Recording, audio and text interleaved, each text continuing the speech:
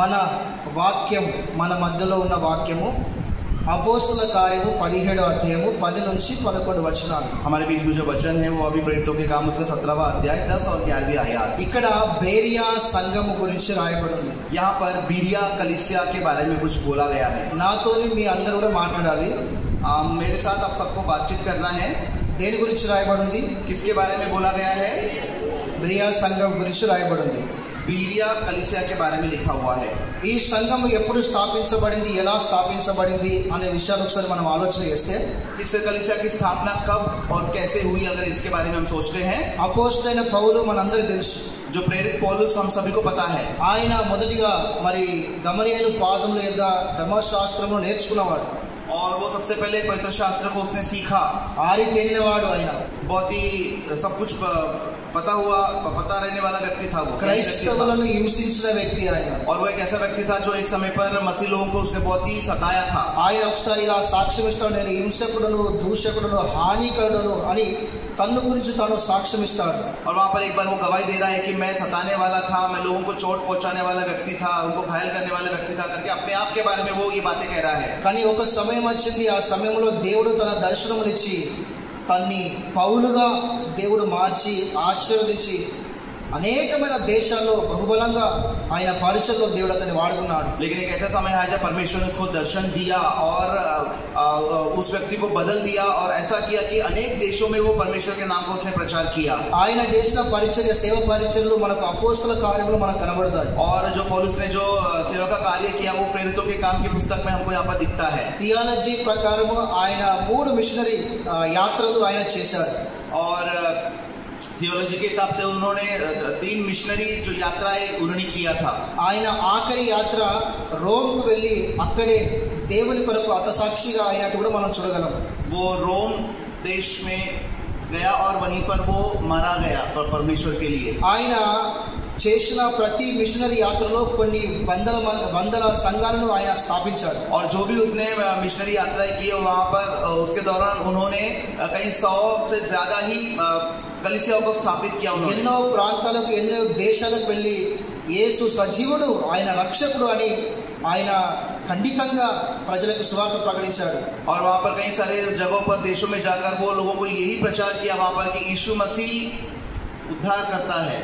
ఆయన మొదటి మిషనరీ యాత్ర ముగించుకొని రెండవ మిషనరీ యాత్రలో శీలా అను తన తోటి జతపని వాడును వెంటబెట్టుకొని ఆయన రెండవ మిషనరీ ప్రయాణంలో కూడా అనేకమైన ప్రాంతాల్లో సువార్త ప్రకటిస్తూ సంఘాలను స్థాపిస్తూ ముంగటి వెళ్తున్నాడు. और वहां पर पहली मिशनरी यात्रा जो सेवकाई की यात्रा उन्होंने समाप्त करके जब दूसरे यात्रा पर जा रहे थे तब शीला नाम के एक व्यक्ति को वो साथ लेकर वो जा रहे थे.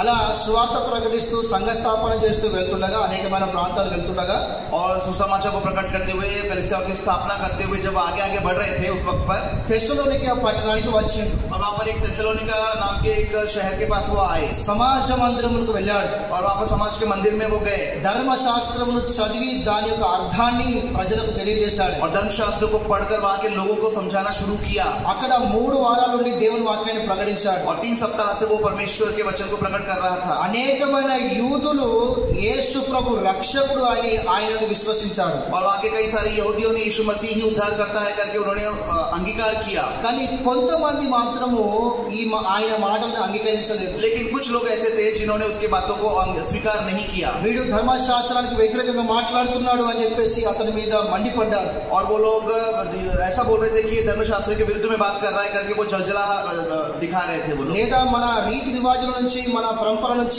తప్పిస్తున్నాడు అని చెప్పేసి అతని మీద మండిపడ్డారు. या फिर हमारे रीति रिवाजों से हमको ये भटका रहा है करके वो गुस्सा हो गए. ఇతన్ని పట్టి ఖచ్చితంగా చంపాలి, కొట్టాలి, ఈయన దేవదూషణ చేస్తున్నాడు, ధర్మశాస్త్రానికి వ్యతిరేకంగా మాట్లాడుతున్నాడు అని చెప్పేసి మండిపడ్డారు. और उसको पकड़ना है, उसको मारना है क्योंकि धर्मशास्त्र और हमारे परमेश्वर के विरुद्ध में बात कर रहा है. అలా కొంతమంది జమకుడి ఆయనను కొట్టి చంపాలి అని ప్రయత్నం చేసే ఆ సమయంలో యేసు ప్రభువును నమ్ముకున్న కొంతమంది విశ్వాసులు ఆయన అక్కడి నుంచి తప్పించి ముందుకు వెళ్ళగొట్టినట్టుగా మనం చూడగలం. और वहां पर भीड़ इकट्ठा होकर उसे जब मारने वाली थी तब यीशु मसीह पर विश्वास करने वाले कुछ और लोग आए और वहां पे उसको छुड़ाकर वहां से निकाल के लेके गए. అప్పుడు తెస్సలోనిక నుంచి ఆయన ముందుకు అడుగు వేశాడు పౌలు గారు. और वहां पर पौलुस ने తెస్సలోనిక शहर से वहां से बाहर अपने कदम को निकाला. అలా ప్రయాణం చేస్తూ కరెక్ట్ 50 కిలోమీటర్ల దూరంలో ఉన్న ఈ బేరియా పట్టణానికి వచ్చారు. और वहां से 50 किलोमीटर की दूरी पर जो ये दूसरा शहर बीरिया था वहां पर वो पहुंच गया. వాక్యం చదివిస్తున్న రాత్రి 50 కిలోమీటర్లు ప్రయాణం చేసి తెస్సలోనిక పట్టణం నుంచి ఈ బేరియా పట్టణానికి వచ్చాడు. और वहां पर वचन में लिखा हुआ है कि वहां पर తెస్సలోనిక ये शहर से वो 50 किलोमीटर की यात्रा करके बीरिया नामक शहर में वो पहुंच गया. ఈ బేరియా పట్టణానికి వచ్చిన తర్వాత ఆల్రెడీ తెస్సలోనిక పట్టణంలో చాలా మంది ప్రభువుని నమ్మారు కనుక ఈయన తోటి జత పని వాడైన తిమోతిని పిలిపించి, బాబు నువ్వు వెళ్ళి అక్కడ వాళ్ళని నువ్వు గైడెన్స్ ఇవ్వాలి, వాళ్ళని లీడ్ చేయాలి ప్రభులు అని చెప్పేసి తిమోతిని తెస్సలోనిక పట్టణానికి పంపిస్తారు సేవ గురించి. वहां पर తెస్సలోనిక शहर में जो बहुत सारे लोगों को समाचार सुनाया था, जब वो पौलुस यहाँ पर आ गए थे तो यहाँ से वो तीमुथियुस को वहां पर भेज रहे कि वहां पर जो विश्वासी लोग हैं उनका ख्याल रखना करके तीमुथियुस को वहां पर भेजा जाता है. ఇప్పుడు పౌలు గారు ఎక్కడ ఉన్నారు? अभी पौलुस कहाँ पर है? మీరు అదే గట్టిగా చెప్పాలి మీరందరూ. అదే బేరియా పట్టణంలో ఉన్నారు. वो बीरिया नामक शहर में है. ఎక్కడికి వచ్చినప్పుడు పౌలు గారు గట్టిగా చెప్పాలి. బేరియా ఎక్కడి నుంచి వచ్చిన ఆయన? कहाँ से आए? తెస్సలోనిక పట్టణం నుంచి బేరియా పట్టణంకి వచ్చాడు. అంతే కదా? అర్థమవుతుంది కదా? లేకుంటే మేమిద్దరం గొడవ పెట్టుకుంటున్నాం. అర్థమవుతుంది కదా? సంతోషం, దేవునికి స్తోత్రం, హల్లెలూయా. ఇప్పుడు అపోస్తులైన పౌలు గారు బెరియా పట్టణంకు వచ్చారు. अब यहाँ पर प्रेरित पौल जो है बिरिया शहर में आए. ఈ పట్టణంలోకి వచ్చి ఈ పట్టణంలో కొంతకాలం ఉండి దేవుని వాక్యాన్ని ప్రకటించారు. और यहाँ पर इस शहर में कुछ समय रहकर परमेश्वर के सुसमाचार को प्रकट किया. సమాజ మందిరంలో వెళ్ళి యేసే దేవుడు అని చెప్పేసి, ఆయన అందరికి దేవుడు అని చెప్పేసి, ఆయన అందరికి రక్షకుడు అని చెప్పేసి ప్రకటించాడు. और समाज के मंदिर में जाकर वहाँ पर वो बोल रहा है कि वो परमेश्वर सबका परमेश्वर है, वो सबको उद्धार देने वाला परमेश्वर है करके वहाँ पर वो बोल रहा है. అలా ఈ బేరియా పట్టణంలో సంఘ స్థాపన జరిగింది. और इस प्रकार से बिरिया शहर में कलीसिया की स्थापना हुई. అయితే ఆ సంఘం గురించి దేవుడు సాక్ష్యం ఇస్తున్నాడు.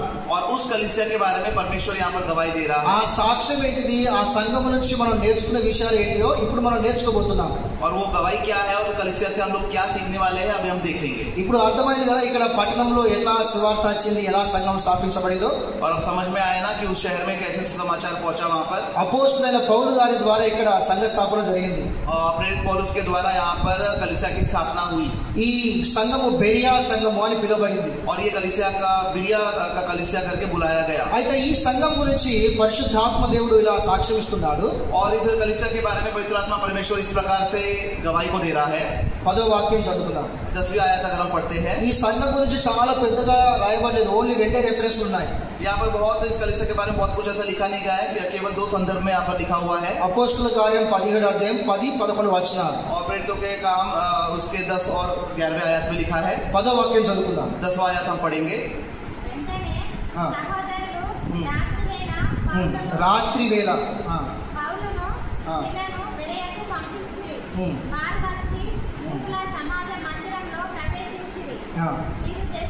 వీరు తెస్సలోనికేలో ఉన్న వారి కంటే గనులై ఉండిరి. పరిశుద్ధాత్మ దేవుడు ఈ సంఘాన్ని ఘనపరుస్తున్నట్టుగా మనం ఇక్కడ చూస్తున్నాం. यहाँ पर हम देखते हैं कि पवित्र आत्मा परमेश्वर इस कलीसिया को ऊंचा उठा रहा है, उनके बारे में अच्छा बोल रहा है.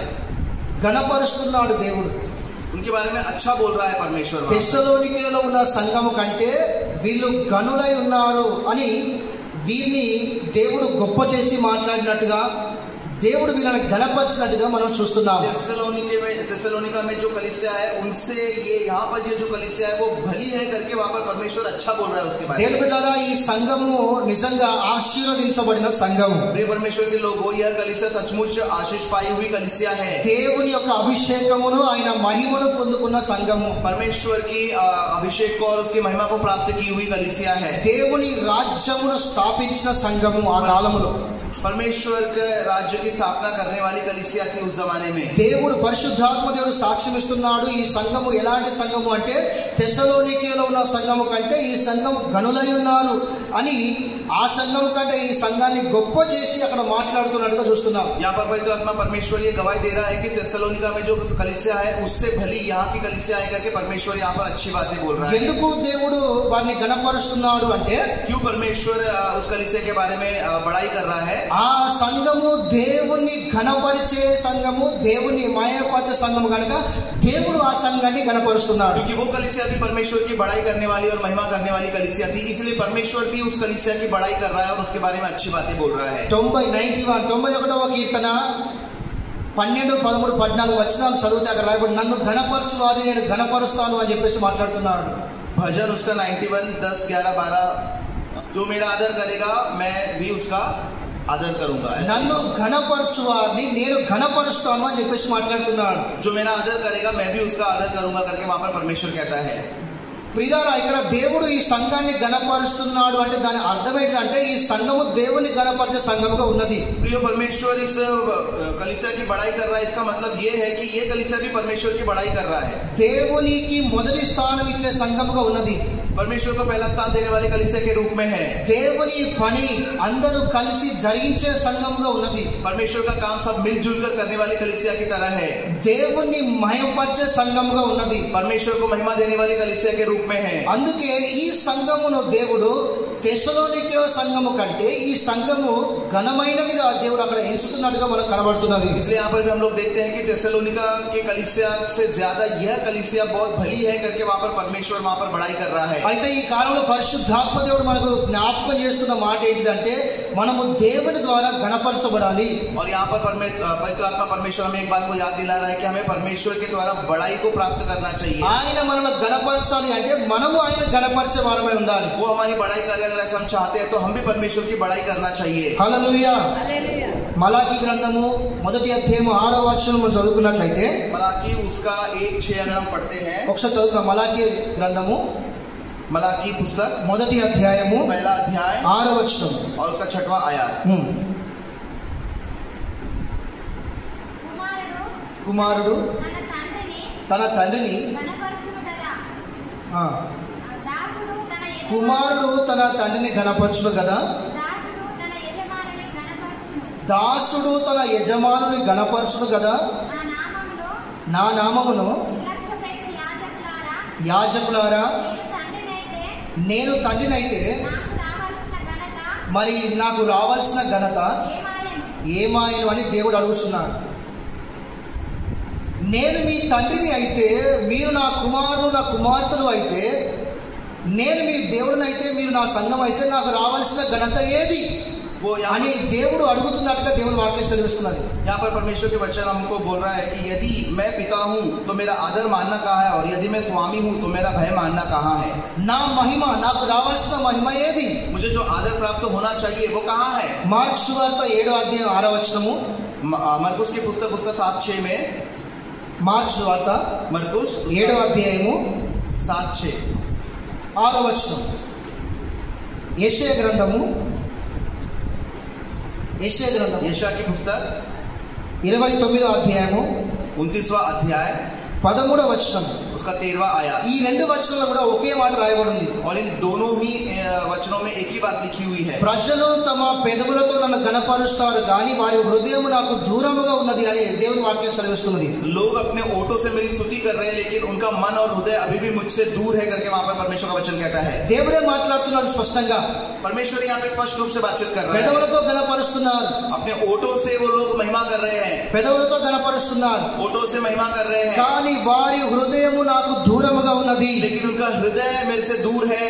నేను మీ తండ్రిని అయితే अगर मैं तुम्हारा पिता हूँ, మీరు నా కుమారుడు కుమార్తెలు అయితే నాకు రావాల్సిన మహిమ ఏది, अगर तुम मेरे पुत्र और पुत्री हो तो मुझे जो आदर मिलना चाहिए तुम लोगों के द्वारा वो कहाँ है। నాకు రావాల్సిన మహిమ ఏది అని దేవుడు అడుగుతున్నాడు. मुझे मिलने वाला आदर कहाँ है करके परमेश्वर यहाँ पर पूछ रहा है। ఒకసారి ఈ మాటలు బట్టి మనం పరీక్షించుకుందాం. నిజంగా మన జీవితాల ద్వారా, మన కుటుంబాల ద్వారా, మన సేవ పరిచయం ద్వారా మనము దేవుని గణపరుస్తున్నామా? या हम लोग अपने परिवार के द्वारा हम लोग परमेश्वर की सचमुच महिमा कर रहे हैं कि हमारे कामों के द्वारा हम सोचेंगे దేవుని యొక్క ప్రియ కుమారుడు యేసుక్రీస్తును మనం ఆలోచన చేస్తే, परमेश्वर की प्रिय पुत्र प्रभु यीशु मसीह के बारे में अगर हम विचार करें तो यूहन्ना सुसमाचार उसका 17 अध्याय 4 वचन में इस प्रकार से लिखा गया। एक बार पढ़ेंगे वहां पर यूहन्ना सुसमाचार उसका 17 अध्याय 4 वचन में।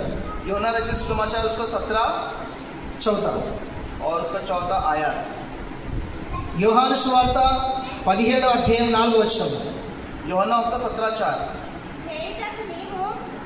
చేయుటకు నీవు నాకు ఇచ్చిన పని నేను సంపూర్ణముగా నెరవేర్చి భూమి మీద నిన్ను మహిమపరిచి ఉన్నాను। ఆమేన్ హల్లెలూయా।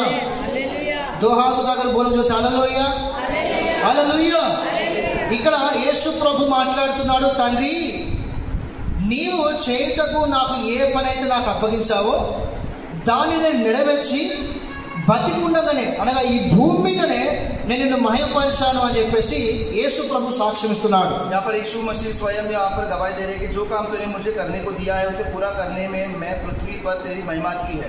ఆయన అంటున్నాడు నేను నిన్ను మహిమపరిచాను అని చెప్పేసి। वो यहाँ पर कह रहा है कि मैंने तेरी महिमा की है करके बोल रहा है। యేసు ప్రభు యొక్క శిలువ మరణ పునరుద్ధానము ఆయన త్యాగం యొక్క ఫలమే మనందరం।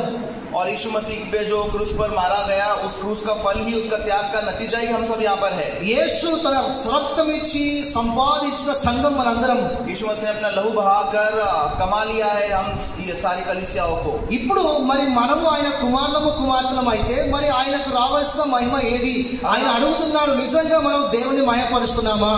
अगर हम सचमुच उसके पुत्र और पुत्री है तो उसको आने वाला आदर कहाँ है? सचमुच क्या हम उसकी कलीसिया है? वो पूछ रहा है हमसे। దేవుని వాక్యం చదివిస్తున్నది నిజంగా మనము ఆయనని మహిమపరిచే వారము అయితే ఆయన మనల్ని ఘనపరిచే దేవునిగా మన మధ్యలో ఉన్నాడు। अगर सचमुच हम लोग परमेश्वर की कलीसिया है तो हमको उसका आदर सचमुच करना चाहिए। Hallelujah hallelujah. చెప్తానండి హల్లెలూయా। ఎక్కడ ఉన్నా ఏ పరిస్థితుల్లో ఉన్నా కూడా దేవుడు నీకు తోడుగా ఉండి ఆ సమాజం మధ్యలో అదే స్థానంలో నిన్ను ఘనపరిచే దేవుడు ఇమ్మానుయేలుగా నీకు తోడుగా ఉన్నాడు।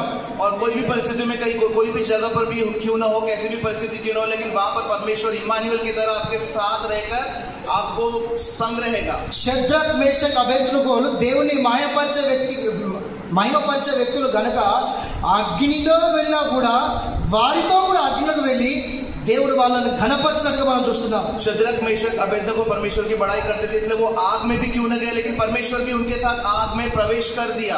బబులోను సామ్రాజ్యంలో దానియేలు దేవుని మహిమపరిచే వ్యక్తి, అందుకే ఆయన సింహాల బోర్లోకి వెళ్ళినా కూడా దేవుడు అక్కడికి వెళ్ళి అక్కడ దేవుని ఘనపరిచాడు ఆయన। और बबुलोन देश में जो दाऊद है परमेश्वर की महिमा करने वाले व्यक्ति था, लेकिन वो जब सिंह के बाड़े के अंदर में गया परमेश्वर भी उसके साथ अंदर गया और उसकी वहां पर रक्षा किया। యోసేపు యవనస్తుడు ఎలాంటి పాపం ఆయన దగ్గరికి వచ్చినప్పుడు తాను పాపంలో పడకుండా దేవుని ఘనపరిచే వ్యక్తిగా ఉన్నాడు కనుక ఎలాంటి భయంకర పరిస్థితులు, వ్యతిరేకతలు, ఇబ్బందులు, ఇరుకులు వచ్చినప్పటికీ కూడా ఆయన దేవుని మహిమపరిచే వ్యక్తిగా ఉన్నాడు కనుకనే దేవుడు ఆ ఐగుప్తు దేశంలో దేవుడు అతన్ని ఘనపరిచినట్టుగా మనం చూస్తున్నాం। और जो यूसुफ था वो भी एक जवान था जो पाप से भागा करता था। उसके जीवन में भी कितने भी दुख संकट और सताव आए थे, लेकिन फिर भी वहां पर मिस्र देश में हम लोग देखते हैं कि परमेश्वर उसके संग रहा क्योंकि वो परमेश्वर की महिमा करता था। అన్య రాజ్యాన్ని పరిపాలించే రాజులు సైతం కూడా భక్తులారా మీ దేవుడే నిజమైన దేవుడు అని చెప్పి సాక్ష్యం ఇచ్చిన చరిత్రలో మనకు వాక్యాలు చాలా ఉన్నాయి। और बहुत सारे राज्यों को पालन करने वाले जो शासन करने वाले राजा थे उनके द्वारा भी यही बात को हम लोग वहां पर गवाही सुनते हैं कि परमेश्वर तुम्हारा परमेश्वर महान है करके उनके द्वारा भी हम लोग यही गवाही को वहां पर सुनते हैं। आमीन हालेलुया। అది దేవుని రాజ్యానికి సంబంధించిన పరిచర్య। और यही परमेश्वर के राज्य के संबंधित में सेवा है। దేవుడు మనకు తోడుగా ఉన్నాడు। परमेश्वर हमारा संग है। ఆయన తన కార్యములు జరిగించే దేవుడై ఉన్నాడు। वो अपने कार्य को पूरा करने वाला परमेश्वर है। ఆయన మనల్ని ఘనపరచడానికి మనతో ఉన్నాడు। वो हमको ऊंचा उठाने के लिए हमारे संग रहता है। కానీ ప్రశ్న ఏంటి అంటే మీరు నా కుమార్తెలు అయితే నేను మీ తనని అయితే నాకు రావాల్సిన మహిమ ఏది? और लेकिन यहाँ पर प्रश्न ये है कि अगर तुम मेरे पुत्र और पुत्री हो तो मुझे मिलने वाला आदर सत्कार कहाँ पर है? మనము నిజంగా ఆయన్ని మహిమపరిచే వారు అయితే, अगर सचमुच हम लोग उसके आदर करने वाले लोग हैं तो ఆయన 100% మనం ఏ పరిస్థితిలో ఉన్నా ఆ స్థలంలో దేవుడు మన గణపరిచే దేవుడు ఉన్నాడు। और वहाँ पर 100% जो भी परिस्थिति हम लोग क्यों ना हो, लेकिन परमेश्वर उस परिस्थिति में हमको ऊंचा जरूर उठाता है। దేవునికి స్తోత్రము। ఆమేన్ హల్లెలూయా परमेश्वर హల్లెలూయా। కనుక మనము దేవుని గణపరిచే వారమై ఉండాలి. इसलिए हमको परमेश्वर को आदर देकर उसकी बड़ाई करने वाले लोगों को जैसे हमको रहना चाहिए. మన ద్వారా ఆయనకు మహిమ రావాలి. हमारे द्वारा उसको महिमा प्राप्त होनी चाहिए. మన ద్వారా ఆయన పరిచర్య జరగాలి. वो हमारे द्वारा उसकी सेवा होनी चाहिए. మన ద్వారా ఆయన స్వభావము ప్రకటించబడాలి. हमारे द्वारा उसका स्वभाव लोगों को दिखना चाहिए. మన ద్వారా ఆయన రాజ్యము కట్టబడాలి. और हमारे द्वारा उसके राज्य के निर्माण होना चाहिए. మనము ఆయన పిల్లలమైన మనము ఆయన మహిమపరిచే వారంగా ఉండాలి. हम जो उसके संतान है परमेश्वर की महिमा करने वाले के रूप में होना चाहिए. ఎందుకంటే యెషయా గ్రంథం 43 అధ్యాయం 7వ వచనం రాయబడింది, తన మహిమ నిమిత్తము మనల్ని సృజించాడు అని చెప్పేసి. और यशायाह की पुस्तक उसकी 43 अध्याय में ऐसा लिखा हुआ है कि उसकी महिमा के निमित्त ही उसने हमको रचा है. కనుక మన క్రియల ద్వారా మన పనుల ద్వారా మనం చేసే సమస్తము ద్వారా మనం దేవుని మహిమపరిచే వారమై ఉండాలి. इसलिए हमारे सारे कामकाजों के द्वारा हमारे काम ऐसे होने चाहिए कि हम परमेश्वर की महिमा करें. కనుక ఈ సంఘాన్ని మనం ఈ విధంగా చూస్తున్నాము.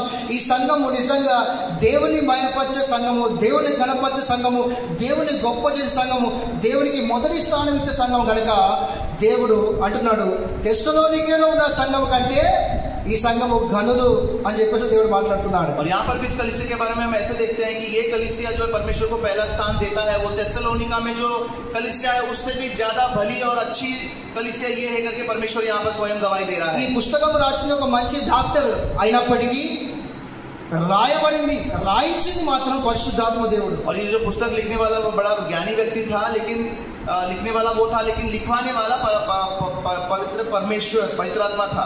దేవుడే సాక్ష్యం ఇస్తున్నాడు. परमेश्वर ही यहाँ पर गवाही दे रहा है. కనుక మనము ఎలా ప్రభుని గణపరుస్తున్నాము అన్నది ఒకసారి మనం పరీక్షించుకోవాలి. हम इसलिए हम अपने आप को जांचना है कि हम लोग किस प्रकार से परमेश्वर को आदर दे रहे हैं. రెండో విషయాన్ని చూసుకుందాము. और दूसरी बात को देखेंगे हम 11వ వచనం, అపోస్తలుల కార్యం 17వ అధ్యాయం 11వ వచనం చదువుకుందాం. उसका 17 उसका 11वां आयत. తొందర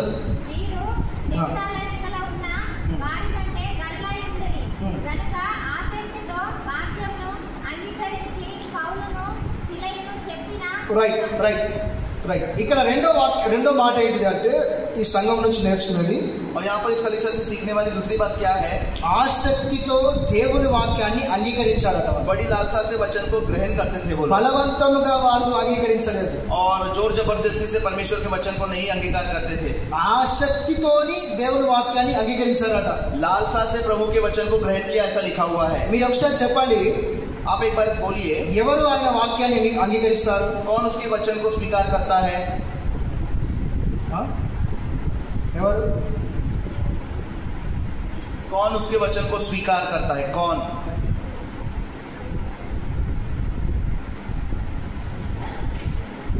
యోహాను సువార్త यूहन्ना रचित समाचार 14వ అధ్యాయము 27వ వచనం చదువుకున్నాము. उसका సువార్త 14వ అధ్యాయం 21వ వచనం. यूहन्ना 14:21 14 उसका 21.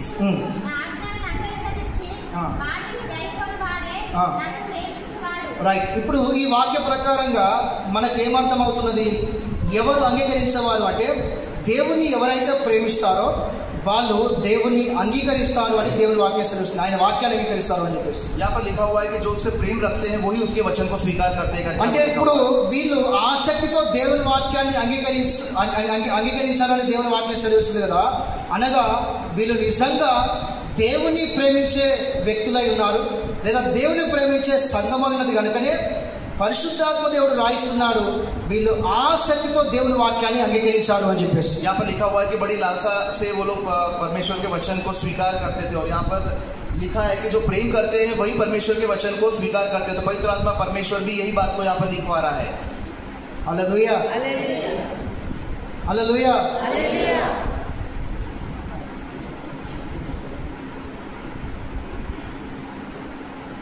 ఓకే, స్తోత్రం. హల్లెలూయా. గట్టి చెప్తాం హల్లెలూయా. రైట్.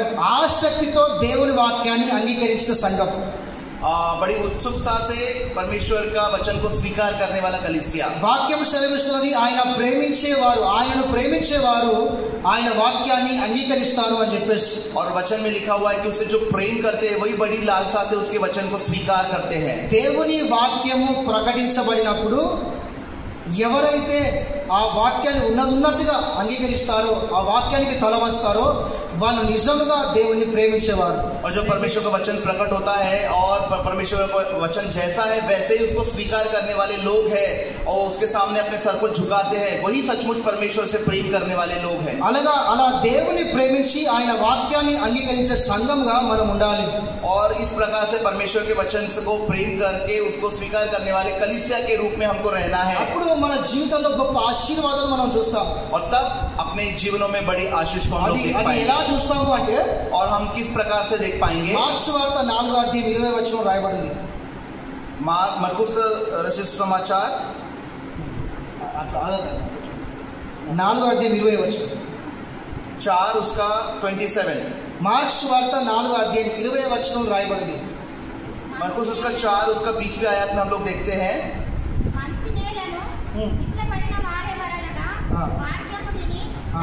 వాక్యమును విని దాన్ని అంగీకరించి 30 దంతులు 60 దంతులు 100 గాను.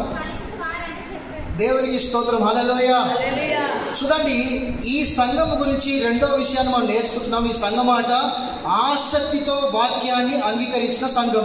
और ये कलीसिया के बारे में हम लोग दूसरी बात को सीखते हैं कि लालसा से वो वचन को स्वीकार करता है. ఎవరు అంగీకరిస్తారు అంటే దేవుని ప్రేమించేవారు అంగీకరిస్తారు. कौन स्वीकार करता है? परमेश्वर से प्रेम करने वाला व्यक्ति ही स्वीकार करता है. అలా దేవుని ప్రేమించి ఆయన వాక్యాన్ని ఆసక్తితో అంగీకరించే సంఘంగా మనం ఉండాలి అని వింటున్నాం. और परमेश्वर से प्रेम करके उसको बड़ी उत्सुकता से उसको स्वीकार करने वाले कलीसिया के रूप में हमको रहना चाहिए. నిజంగా వాక్యాన్ని మనము గనక అలా అంగీకరించి దేవుని ప్రేమించి అలా అంగీకరించి మనల్ని మన కుటుంబాన్ని ముందుకు నడిపిస్తే వాక్యము సెలవిస్తున్నది మన జీవితాలు 30 అంతలుగాను, చెప్పండి 60 అంతలుగాను, 100 అంతలుగాను ఫలిస్తుందని దేవుని వాక్యం సెలవిస్తున్నది. और इस प्रकार से हम लोग वचन को स्वीकार करके लालसा से जब सुनकर उसको स्वीकार करते हैं और उसे अंगीकार करते हैं तो परमेश्वर का वचन हमसे कहता है कि हमारे परिवार 30 गुना 60 गुना और 100 गुना आशीष को प्राप्त करता है. అలా మనము దేవుళ్ళు ఆశీర్వదించబడతాం. और इस प्रकार से हम लोग परमेश्वर में आशीष को प्राप्त करते हैं. కనుక ఈ బెరియా సంఘములో నుండి నేర్చుకునే ఈ రెండో విషయాన్ని మనము గమనించాలి. ఆసక్తితో దేవుని వాక్యాన్ని అంగీకరించే వారముగా, ఆయన్ని ప్రేమించే వారముగా మనం ఉండాలి. और ये बिरिया कलीसिया से हम लोग ये जो बात सीखते हैं वो यही है कि लालसा से परमेश्वर के वचन को सुनना है और उसको स्वीकार करना है और परमेश्वर को प्रेम करने वाले लोग जैसे हमको रहना है. నెక్స్ట్ మూడో విషయాన్ని కూడా మనం అక్కడ చూస్తాము. हम लोग तीसरी बात भी यहाँ पर हम देखते हैं. అపోస్తలుల కార్యం 17:11 प्रेरितों का कार्य वही वचन 17:11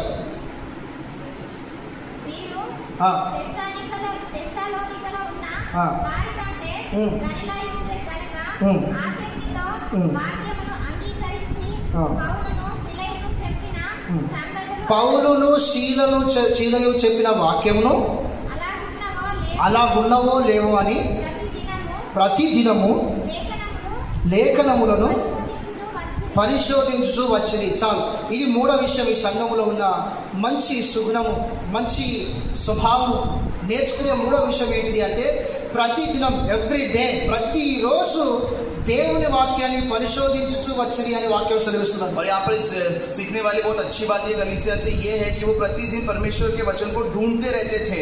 ఆదివారము మంచి బట్టలు వేసుకొని బైబిల్ పట్టుకొని వచ్చి జయమసి అని చెప్పేసి చప్పట్లు కొట్టి రిటర్న్ ఇంటికి వెళ్ళి ఆ బైబిల్ ఎక్కడో ఒక మూలకు ఎక్కడో పడేసి మళ్ళీ ఆదివారం వచ్చినప్పుడు లేదా పాస్టర్ ఫోన్ చేసి ప్రార్థన ఉన్నది అన్న అక్క అంటే బైబిల్ పట్టుకొని జ్ఞాపకం వచ్చినప్పుడు పట్టుకొని వచ్చే సంఘం ఈ సంఘం కాదు.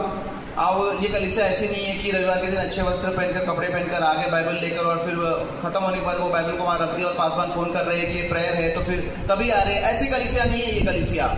లేదా జ్ఞాపకం చేస్తేనే ప్రార్థన, జ్ఞాపకం చేస్తేనే సువార్త, జ్ఞాపకం చేస్తేనే బైబిల్, జ్ఞాపకం చేస్తేనే దేవుడు, అలాంటి సంఘం ఈ సంఘం కాదు. सिर्फ याद दिलाने पर ही बाइबल, याद दिलाने पर ही प्रार्थना, याद दिलाने पर ही चर्च, ऐसी कलीसिया नहीं है ये. ఈ సంఘం ప్రతిరోజు దేవుని వాక్యాన్ని పరిశోధించే సంఘంగా కనబడుతున్నది. और ये कलीसिया ऐसी है कि प्रतिदिन परमेश्वर के शास्त्रों में से ढूंढती थी वो कलीसिया. వాళ్ళు చెప్పింది నిజంగా బైబిల్లో ఉన్నదా లేదా అని చూస్తున్నారు. ఎంత అద్భుతమైన సుగుణం ఇది, ఎంత మంచి స్వభావం కావచ్చు ఇది. वो लोग जो बता रहे हैं कि ये सचमुच पवित्र शास्त्र में है कि नहीं, ऐसा ढूंढ कर देखने वाली अद्भुत कलीसिया को हम देखते हैं. ప్రకటన గ్రంథం 2వ అధ్యాయంలో 1 నుంచి 4 వచనాలు చదివితే ఎఫెసీ సంఘం గురించి రాయబడింది. और वहाँ पर प्रकाशित वाक्य के दूसरे अध्याय में हम लोग देखते हैं कि वहाँ पर इफिसियों की कलीसिया के बारे में वहाँ पर लिखा हुआ है। ఆ సంఘంలో కొంతమంది వచ్చి మేము ప్రవక్తలము మేము అపోస్తలము అని చెప్పేసి తమను తాము ప్రకటించుకుంటే और वहाँ पर कुछ लोग ऐसे आए हम भविष्य वक्ता लोग हैं करके वो जब लोग बोल रहे हैं वहाँ पर లేఖనముల జ్ఞానము కలిగిన ఎఫెసు సంఘము లేదు వీళ్ళు అబద్ధికులు అని చెప్పేసి వాళ్ళని అక్కడి నుంచి వెలగొట్టినట్టుగా వాక్యం సెలవిస్తున్నది। लेकिन वहाँ पर एफेसी कलीसिया जो है पवित्र शास्त्र के ज्ञान को रखती थी और वहाँ पर उन लोगों से कहा कि तुम लोग झूठे लोगों करके उनको वहाँ से भगा दिया। మనము అంత దినాల్లో ఉంటున్నాం, हम लोग अंत के दिनों में हैं, అనేకమైన పరిస్థితులు జరుగుతున్నాయి, ఇంకా జరగబోతున్నాయి और बहुत सारी चीजें हो रही है और होने वाली है। రాబోతున్న దినాల్లో వాక్యం మనకు అరుదు అని వాక్యం సెలవిస్తున్నది। और आने वाले दिनों में वचन हमको नहीं मिलेगा करके वचन हमको बताता है। కనుక ఇప్పుడే సమయం ఉన్నప్పుడే దేవుని వాక్యాన్ని పరిశోధించడం ద్వారముగా కంటత చేసే వారముగా మన మన యొక్క విధిని నిర్వర్తించే వారముగా ఉండాలి మనం।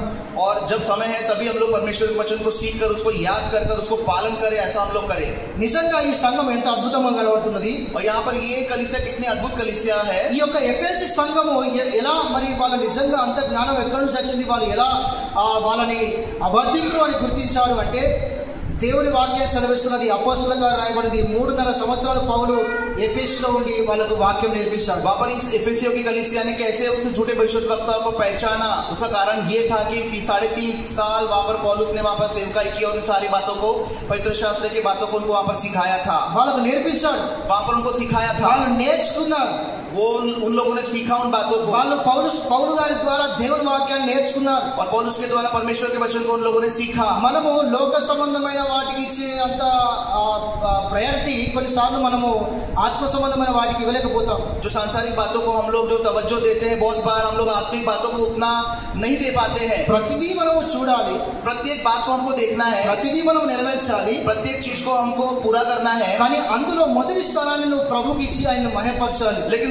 उन सब बातों में परमेश्वर को ही सबसे पहला स्थान आपको देना है। Hallelujah hallelujah hallelujah.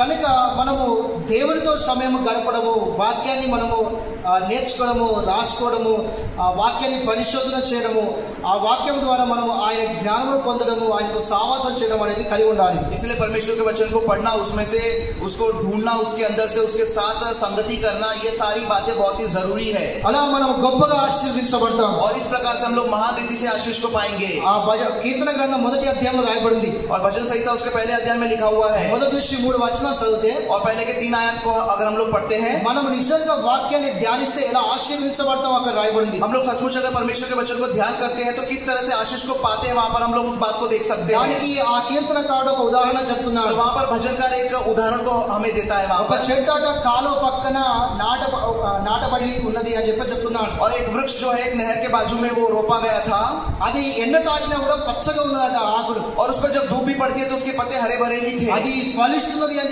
చెప్తున్నాడు। और वो फलवंत हो रहा है करके लिखा हुआ है। అలా కొన్ని ఆశీర్వాదాలు అక్కడ రాయబడి ఉన్నాయి। और वहां पर कुछ आशीषों को वहां पर हम देखते हैं। అలా మనము గనక దేవుని వాక్యాన్ని పరిశోధించే వారంగా ఉంటే అలా ఆశీర్వదించబడతామని చెప్పేసి దేవుడు మనకు జ్ఞాపకం చేస్తున్నాడు। और हम भी अगर परमेश्वर के शास्त्र में से अगर हम लोग उसको खोजबीन करते हैं तो उसी प्रकार से हम लोग भी आशीष को पाएंगे करके हमको बताया जा रहा है। ఆమేన్ హల్లెలూయా హల్లెలూయా। ఇంకా ఈ సంఘం నుంచి నేర్చుకునే 4వ విషయం ఏంటిది అంటే, और इस कलीसिया से सीखने वाली चौथी बात क्या है? అపోస్తల కార్యము प्रेरितों के कार्य 20వ అధ్యాయము 20वां अध्याय 4వ వచనం। 4 आयत। మరియు కుర్రు కుమారుడును బెరయ పట్టణస్థుడైన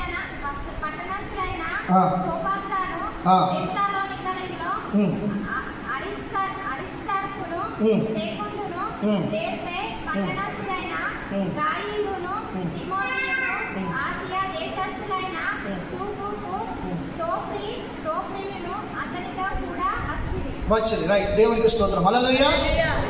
ఈ బెరియా సంఘం నుంచి నేర్చుకునే 4వ విషయం ఏంటిది అంటే, और ये बेरिया कलीसिया से सीखने वाली चौथी बात क्या है? ఇక్కడ బెరియా సంఘస్థుడైన లేదా బెరియా పట్టణస్థుడైన సుపత్రు అనే ఒక పదాన్ని మనం అక్కడ చూస్తున్నాం। और यहाँ पर बेरिया कलीसिया के पास एक सोपत्रुस करके एक शब्द हम वहां पर देख रहे हैं। ఈయన పౌలు ద్వారా దేవుని సేవలోకి వచ్చిన ఒక సేవకుడు, ఆయన తోటి జతపనివాడు। और वहां पर ये व्यक्ति जो है सोपत्रुस पौलुस के द्वारा सेवकाई में आया हुआ व्यक्ति था। అనగా ఇక్కడ మనం ఏం నేర్చుకుంటున్నాం అంటే ఈ సంఘం ద్వారా ఈ సంఘము నాలుగో విషయం ఏంటిది అంటే సేవకులను లేదా నాయకులను సిద్ధపరిచిన సంఘము ఈ సంఘము। और चौथी बात इस कलीसिया के बारे में हम लोग जो देख रहे हैं वो ये है कि सेवकों को या फिर नायकों को तैयार करने वाली कलीसिया थी ये। ఆ సంఘములో నుంచి బయటికి వెళ్ళి దేవుని పరిచర్య చేసిన వ్యక్తి ఈ సోపత్రుడు। और इस कलीसिया से बाहर जाकर सेवकाई किया हुआ व्यक्ति ही था ये सोपत्रुस। కనుక సంఘమా మనందరము కలిసి సంఘములో కొంతమంది నాయకులను ఆయన రాజ్యము కొరకు మన దేశం కొరకు నాయకులను మనము తయారు చేసే వ్యక్తులుగా మనం ఉండాలి। तो है कलीसिया हम भी ऐसे ही होना चाहिए कि हमारे कलीसिया के अंदर से कुछ नायक जाकर देश में सेवकाई को करे। నాయకులను తయారు చేసే సంఘం ఈ సంఘం। और नायकों को तैयार करने वाली कलीसिया है ये कलीसिया। మనము అపోస్తల కార్యం 13వ అధ్యాయంలో మనం చూస్తాము అంతియోకియా కలీసియా కావచ్చు, అక్కడ అంతియోకియా సంఘం, అక్కడ ఆ సంఘం కూడా నాయకులను తయారు చేసిన సంఘముగా మనకు కనబడుతున్నది। प्रेरितों के कार्यों के 13वें अध्याय में भी हम लोग देख सकते हैं कि अंत्योकी कलीसिया भी ऐसी ही कलीसिया है करके हम देखते हैं। దేవుని యొక్క ఉద్దేశం ఏంటంటే సంఘంలో నుంచి అనేక మంది నాయకులు లేపబడాలి అన్నదే దేవుని యొక్క ఉద్దేశం। परमेश्वर का उद्देश्य यही है कि परमेश्वर की कलीसिया से कई सारे नायक बाहर निकल के आना चाहिए। ఎందుకంటే పరలోకమందున మా తండ్రి మీ నామం పరిశుద్ధపరచుగాక మీ రాజ్యం వచ్చుగాక అంటే ఓన్లీ నోటితో చెప్తే ఆయన రాజ్యం రాదు। సంఘములో అనేక మంది నాయకులను మనందరం కలిసి తయారు చేసి పంపితే అప్పుడు దేవుని రాజ్యం వస్తుంది। और केवल है हमारे पिता तो जो स्वर्ग में है तेरा राज्य आए तेरी इच्छा जैसे स्वर्ग में पूरी, ऐसे बोलने से नहीं होता है। सचमुच कलीसिया के अंदर से हमको नायकों को निकालना है और उनको बाहर भेजने से ही होगा ये काम। అయితే నాయకులు అనే మాటలో మనం ఓన్లీ తెల్లబట్టలు వేసుకొని బైబిల్ పట్టుకొని ప్రకటించే నాయకులు మాత్రమే మీరు నాయకులుగా చూడొద్దు।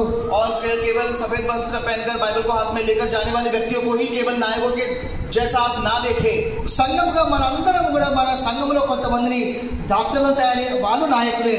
और कलीसिया में हम बहुत सारे लोग कुछ डॉक्टर लोग होते हैं वो भी नायक लोग ही है। మనందరం సపోర్ట్ చేయాలి వాళ్ళందరి కొరకు, అలాంటి వారి కొరకు, అలాంటి జ్ఞానవంతుల కొరకు, అలాంటి దర్శనం కలిగిన వారి కొరకు మనం వాళ్ళని బలపరిచి వాళ్ళకు సహాయం చేసి అలాంటి నాయకులను మన సంఘంలో నుంచి తయారు చేయాలి। और ऐसे नायकों को हमको बलवंत करना है, उनको सहायता करना है और हमारे कलीसिया से हमको उनको खड़े करना है। లేకుంటే లాయర్ గా అంటే చేసే వారిని కూడా నాయకులుగా మనం తయారు చేయాలి।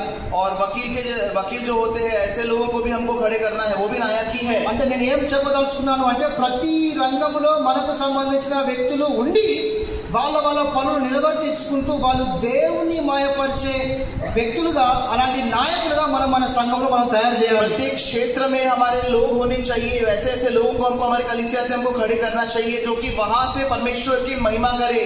ఒకవేళ ఐగుప్తు దేశంలో యోసేపు కనుక ఒక నాయకుడిగా ఉండకపోతే ఇజ్రాయెల్ ప్రజల పరిస్థితి ఆ కాలంలో ఏమై ఉంటుందో మీరు ఒకసారి ఆలోచన చేయండి। सोचिए अगर यूसुफ मिस्र देश में बड़े जगह पर नहीं होता तो उस वक्त में इस्राएलियों की दशा क्या होती। ఒకవేళ మాది పార్శిక సామ్రాజ్యంలో యూదులకు మరణ శిక్ష హామాను ద్వారా ప్రకటించబడినప్పుడు ఎస్తేరు ఆ స్థానంలో లేకపోతే పరిస్థితి ఏమై ఉండదో ఒకసారి ఆలోచన చేయండి। मादी पारसी नामक की जो जगह है वहां पर जगह नहीं, मादी पारसिक साम्राज्य में जब वो साम्राज्य पूरा दुनिया को राज्य कर रहा था उन दिनों में यहूदियों के विषय में एक मरण शासन जारी किया गया हामान के द्वारा। अगर उस समय में एस्तेर अगर राजा के साथ अगर नहीं हो तो आप समझ लीजिए कि सारे यहूदियों का परिस्थिति क्या होने वाले थे। एस्तेर है, उन्होंने सभी के साथ उन्होंने प्रार्थना किया, प्रभु हमारा महिमा करने वाला, प्रभु हमारा छुड़ाने वाला, कार्य करने वाला, इसलिए वहां पर उस मृत्यु से उस दंड से अपने लोगों को प्रभु बचाया। आमीन, हालेलुया हालेलुया। तो इसलिए अपने लोग ही हर स्थानों में रहकर परमेश्वर की महिमा करने वालों को, ऐसा अगुवों को अपनी कलीसिया से हम सब मिलकर तैयारी करना चाहिए। उनको मदद करने से मेरे को क्या लाभ है, उनका बेटी है मेरा बेटी थोड़ी होता है। ऐसा एक स्वार्थ की जिंदगी नहीं जीना है।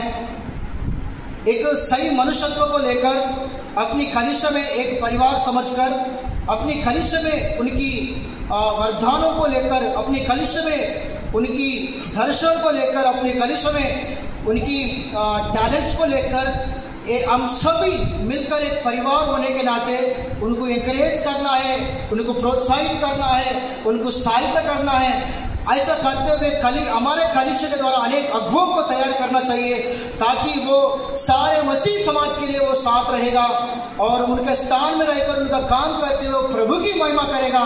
वैसा कलिसिया, ये बेरिया कलिसिया, वैसी कलिसिया होना चाहिए करके प्रभु का इच्छा है। आमीन, हालेलुया।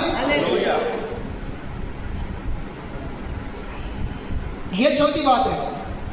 ఈ సంఘం నుంచి ఇలా 4 విషయాలు, ఇంకొక విషయం కూడా ఇలా 4 విషయాలు మనం చూస్తాం।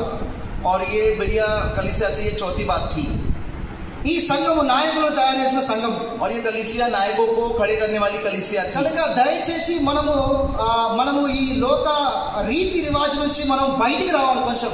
और इसीलिए मैं आपसे कहता हूँ कि संसार की जो रीति रिवाज है उनसे बाहर निकल के आना है हमको। స్వార్థపూరితమైన మనస్తత్వం నుంచి బయటికి రావాలి కొంచెం। और ये स्वार्थपूर्वक जो मन है ऐसे उससे बाहर आना चाहिए हमको। ఇది నా దేశము, ये मेरा देश है, అందరూ దేవుని యొక్క కుటుంబము और सब लोग परमेश्वर का ही परिवार है। మనందరం ఇరుగు పొరుగు వారము, हम सब आस पड़ोस के लोग हैं। ప్రభు అన్న మాటను జ్ఞాపకం చేసుకోవాలి। నిన్ను వారిని పొరుగు వారిని ప్రేమించుడి అని परमेश्वर की बात को आप याद कीजिए, आपने जैसे ही अपने पड़ोसी से प्रेम करो। నిన్ను వారిని పొరుగు వారిని ప్రేమించు అంటే నువ్వు దేవుని నమ్ముకున్నావు, ఇంకోటి కూడా దేవుని నమ్ముకున్నావు అని ప్రేమించమని దేవుడు చెప్పలేదు। और आपने जैसे अपने पड़ोसी से प्रेम करो, इसका मतलब ये नहीं कि आपने परमेश्वर पर विश्वास किया तो जो जिसने परमेश्वर पर विश्वास किया उसी से प्रेम करो। నమ్మని వ్యక్తి కూడా నీ పొరుగు వారే।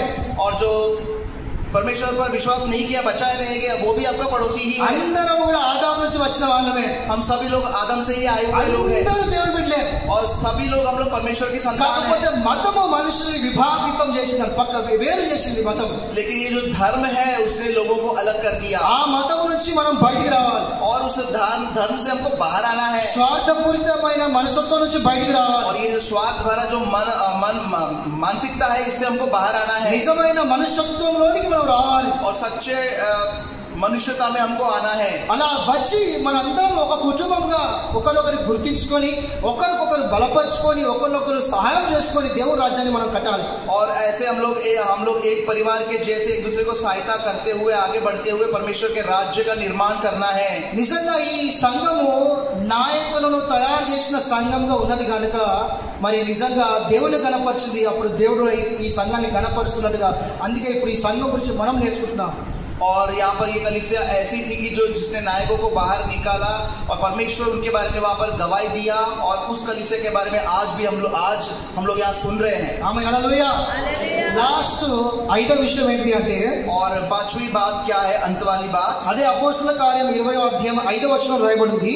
और वहीं पर प्रेरितों के काम उसका 20 उसके 5वें आयत में लिखा हुआ है। ఈ యొక్క బేరియా సంఘ విశ్వాసులు అందరూ సంఘం అంతా కూడా కూడి और यहाँ पर बेरिया कलीसिया के सारे विश्वासी लोग इकट्ठे होकर సమాజ మందిరంలో కూడుకున్నప్పుడే గాని और समाज के मंदिर में जब वो इकट्ठे होकर थे లేదా ఇంకా వేరే స్థలంలో కూడుకున్నప్పుడే గాని या फिर कोई दूसरी जगह पर भी इकट्ठा क्यों ना होते हो तभी भी కొంత కానుక లేదా కృతజ్ఞత కానుక లేదా కొన్ని దశ భాగములు వీళ్ళు జమ చేసి వీళ్ళు ఈ యొక్క సోపద్రు అనే నాయకుడు ఉన్నాడు కదా, అతని ద్వారా పౌలు గారి దగ్గరికి పంపించినట్టుగా మనం చూస్తాం। और कुछ भेंटों को उन्होंने इकट्ठा करके ये जो व्यक्ति था सोपत्र उसके हाथों पौलुस के पास पहुंचा दिया। అంటే దీని అర్థం ఏంటిది అంటే, और इसका मतलब क्या है, సంఘంలో నుంచి నాయకులుగా తయారు చేయబడుతున్న వాళ్ళకి లేదా సంఘంలో నుంచి బయటికి పరిచర్య కొరకు వెళ్ళిన వారికి ఈ సంఘము అంత కానుక జమ చేసి ఈ సంఘంలో నుంచి వాళ్ళందరికీ సహాయం చేయడం సంఘంగా ఈ సంఘం మనకు కనబడుతున్నది। और जो कलीसिया से इन लोगों ने नायकों को खड़ा किया, जो अगुओं को खड़ा किया,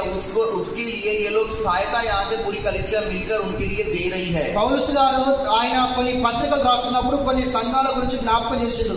और पौलुस ने भी कुछ पुस्तकों को जब लिख रहा है, पत्रियों को लिख रहा है, तो कुछ कलीसियाओं के बारे में उसने स्मरण किया, वहां पर याद किया। ఎవరి మీద ఆధారపడి ఉండలేదు, मैं किसी के ऊपर भी आधार होकर नहीं रहा। నా జీవనోపాధి కొరకు నేను కొంత కష్టపడి పని చేసి పరిచర్య చేశాను। मैंने अपने जीवन काल में थोड़ा सा मैंने परिश्रम किया और मैंने सेवकाई किया। అయినా కూడా కొన్ని పరిస్థితులు నాకు ఎక్కువ వచ్చినప్పుడు, लेकिन फिर भी कुछ परिस्थितियां मेरे पास जब ज्यादा आ गई थी, నాకు మస్సిదోనియా కలీసియా వాళ్ళు వచ్చి నాకు సహాయం చేశారు అని చెప్తాడు। और तो वहां मेसोपोटामिया की जो कलीसिया थी, मकीदोनिया की जो कलीसिया थी, वहां से मुझे सहायता प्राप्त हुई। వాళ్ళు సహోదరులు వచ్చి నాకు సహాయం చేశారు అని సాక్ష్యం ఇచ్చారు। वहां के भाई लोग आकर मुझे सहायता किए करके लिखा। అలాంటి సంఘము ఈ యొక్క బేరియా సంఘము అలాంటి సంఘంగా ఈ సంఘం ఉండాలన్నది దేవుని యొక్క ఉద్దేశం. और ऐसी कलीसिया ये भी ये कलीसिया थी और ऐसी कलीसिया ये कलीसिया भी होनी चाहिए. ఆమేన్. హల్లెలూయా హల్లెలూయా. ఇలా ఈ బేరియా సంఘం నుంచి ఈ 5 విషయాలు మనం నేర్చుకుంటున్నాం. तो ये बीरिया जो कलीसिया है इससे हम लोग ये 5 बातों को हम लोग सीख सकते हैं. మొదటిగా पहला, దేవుని ఘనపరిచిన సంఘం, परमेश्वर का आदर करना. అప్పుడు దేవుడు ఆ సంఘాన్ని ఘనపరుస్తున్నట్టు మనం చూస్తున్నాం. और तब परमेश्वर भी उनका आदर कर रहा है. రెండోది, और दूसरी बात, ఆసక్తితో వాక్యాన్ని అంగీకరించిన సంఘం. और लालसा से परमेश्वर के वचन को स्वीकार करने वाला कलीसिया. మూడోది, और तीसरी, ప్రతి దినము లేఖనములను పరిశోధించిన సంఘం. और प्रत्येक दिन परमेश्वर के पवित्र शास्त्र में से खोजबीन करने वाला कलीसिया. నాలుగోది, और चौथा बात, నాయకులను తయారు చేసిన సంఘం. नायकों को तैयार करने वाला कलीसिया. అగువే को तैयार किया हुआ कलीसिया. अगुवे को तैयार करने वाली कलीसिया. ఐదోది, और पांचवी बात, అనేక మంది సేవకులకు నాయకులకు సహాయం అందించిన సంఘం. और कई सारे अगुवे और नायकों को सहायता देने वाली कलीसिया. ఇలా ఉన్నది కనుకనే, और ऐसा है इसीलिए పరిశుద్ధాత్మ దేవుడి సంఘం గురించి పరిశుద్ధమైన గ్రంథంలో రాయించారు. और ये पवित्र आत्मा के कलीसिया के बारे में इस पवित्र शास्त्र में लिखवाया है. అంతేకాకుండా ఏ తెస్సలోనికియా సంఘం కంటే ఈ సంఘం గనులు అని దేవుడి సంఘాన్ని గణపరుస్తున్నారు. और थेसलोनिका के कलीसिया से ज्यादा भला ये कलीसिया है करके परमेश्वर वहां पर बोल रहा है. దేవుడు ఈ సంఘాన్ని నిజంగా గణపరిచాడు. परमेश्वर सचमुच इस कलीसिया को ऊपर उठाया. ఈ సంఘాన్ని నిజంగా దేవుడు ఆశీర్వదించాడు. और सचमुच इस कलीसिया को परमेश्वर ने आशीषित किया.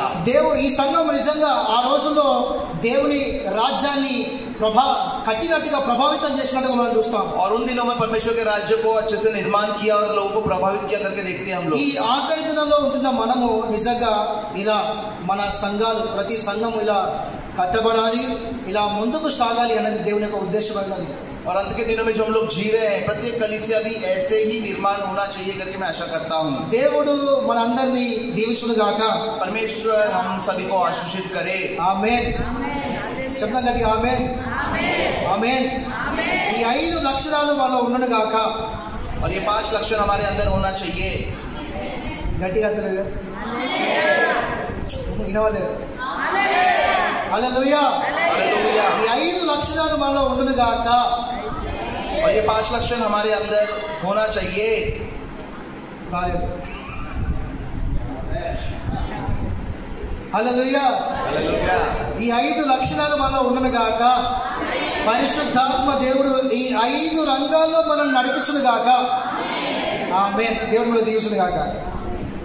మీ అందరికి వందనాలు. నన్ను సహించుకున్నాను.